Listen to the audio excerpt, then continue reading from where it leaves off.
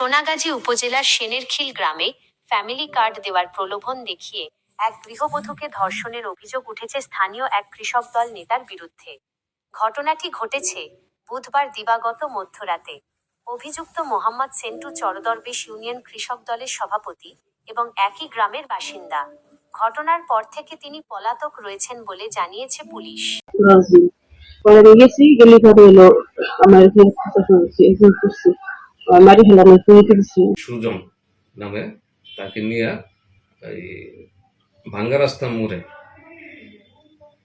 এই একটা হোটেলে নিয়ে তাকে ধর্ষণ করছে। এ বিষয়ে তাকে থানায় অভিযোগ দায়ের করলে আমরা প্রাথমিকভাবে এটার ঘটনার সত্যতা প্রমাণ পাওয়ায় তার কাছ থেকে লিখিত অভিযোগ তার লিখিত অভিযোগের পরিপ্রেক্ষিতে আমরা মামলা দায়ের করি। আসামি পলাতক আছে, তাকে গ্রেপ্তারের জন্য সর্বোচ্চ চেষ্টা অব্যাহত আছে এবং